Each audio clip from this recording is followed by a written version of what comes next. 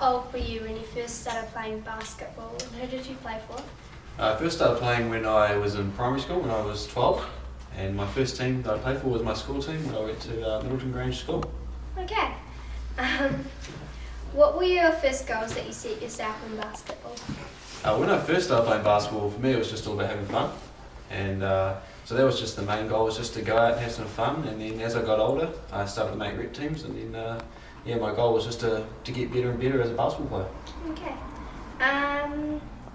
I play netball and basketball. I know that you play cricket and basketball, but why did you choose basketball?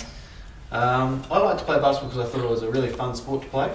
Sometimes playing cricket, you stand around in the field all day. It's not always that fun, so I decided that basketball was, it's just a really fun game to play, and I really enjoyed playing it, so I chose that. Cool. I know that you play point guard, but what's your role on court?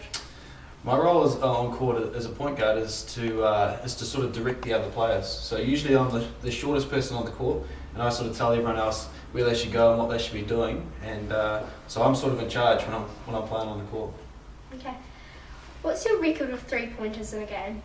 The most threes I've made in a game was 5, so not that many, but it's a few.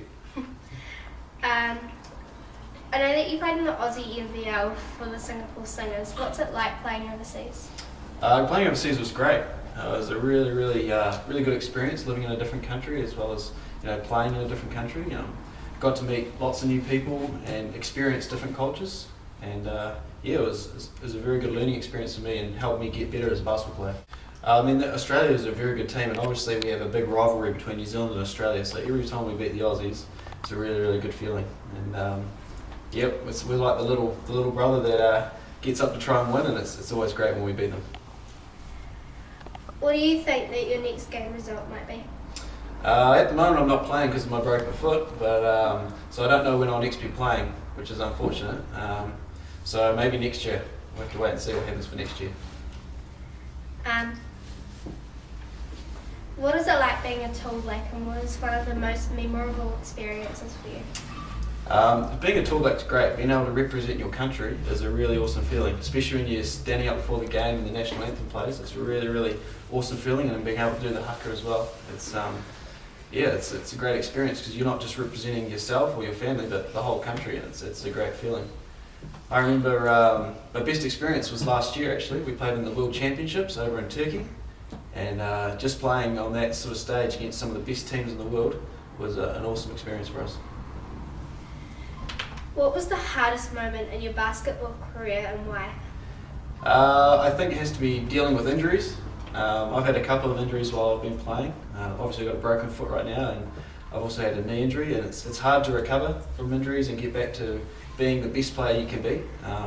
Dealing with injuries can be quite an issue sometimes. Yeah, it's hard to deal with. My parents are always giving me advice. What is the best advice that your parents have given you?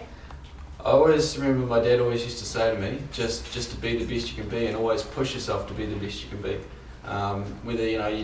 It applies to my sport as well as other things. When I was at school, just trying to be the best pupil I could be, trying to work hard at school, doing my schoolwork, or whether I was playing any sport, it was just always try and be the best that you can be, and work hard to try and strive for perfection.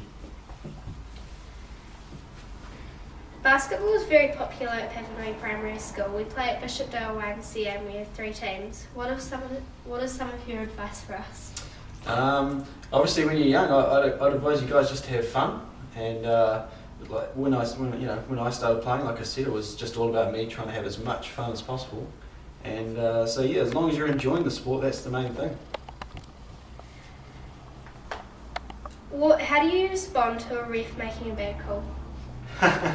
That's a very good question. I try not to get upset. When I was a little bit younger and I was probably a little more immature as a basketball player, I used to you'd get upset and you'd argue with the referee, but at the end of the day, the referee's got the responsibility out there to do the best they can, and they're trying to make the right call, so you just have to accept it. And if they get it wrong sometimes, that's fine, because everyone's human and everyone makes mistakes, so yeah. I know that you're injured, but how did you do it? I was actually playing in a game this year, about 6 weeks ago, and I yeah, just went over on my foot a little bit and managed to break a bone in my foot. And now I'm just waiting to have surgery next week to fix it all up.